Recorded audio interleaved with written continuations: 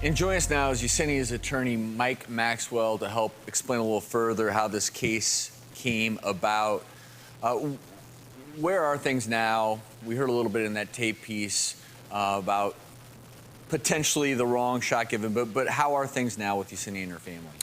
Well, the family loves the daughter. The daughter's a beautiful child, but she's put a big burden on the family. It will take a few years for us to really know the full extent of her disability because she's only 3 years old. But we think that it'll be likely that she'll never be able to live independently or support herself. Just to make this clear for everyone watching, no one here is implying that because she got the flu shot, that's why her daughter has some developmental abnormalities. That's a completely separate. But getting a flu shot instead of the depot shot. Right. The flu vaccine is recommended by the CDC and ACOG for all pregnant women. It can be life-saving, and it is safe and approved in all 3 trimesters of pregnancy. And Mike, really quickly, what are you seeking in this case? What is the goal? Well, we put the clinic on notice of this. The clinic is run by the federal government, and we tried to resolve this case out of court. They denied the claim, so we appealed it. They denied it again. So a couple weeks ago, my co-counsel Steve, who's also here with me, he and I filed the suit in federal court in Seattle. And I think people who are getting vaccines, again, whether it's a Depo-Provera shot for birth control or any vaccine, this is a wake-up call. Ask the provider, the pharmacist, the nurse, the doctor who's giving that vaccine, can I please see the box that came out of? Because this is human error.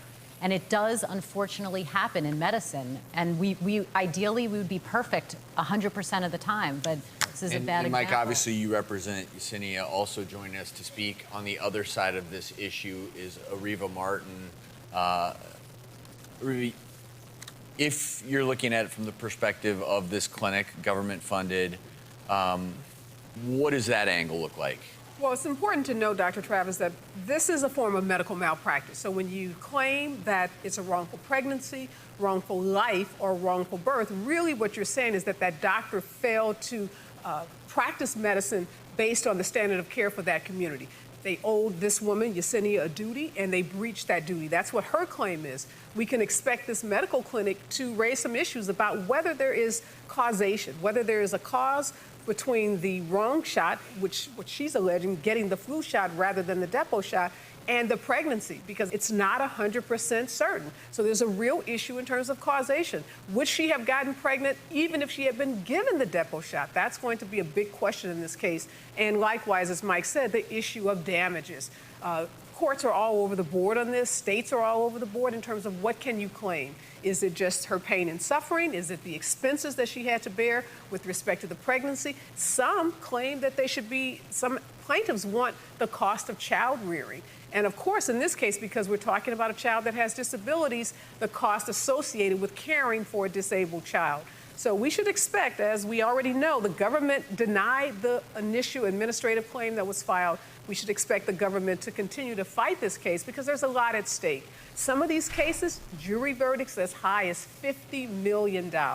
So these cases can be very expensive for doctors and medical clinics if there is a determination of fault on behalf of the doctor.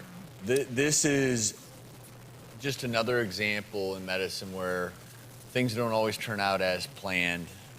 We certainly appreciate, Mike, you joining us and giving us your side of the story. And Areva, I think what you're saying is we don't know what's going to happen in this case. Takeaway for anyone watching would be always know that mistakes happen. And it's really unfortunate when one happens to you or someone you love, but just be aware and ask questions if you're not sure. Certainly we wish Yesenia and her family all the best. Thank you both for joining us. We'll be right back.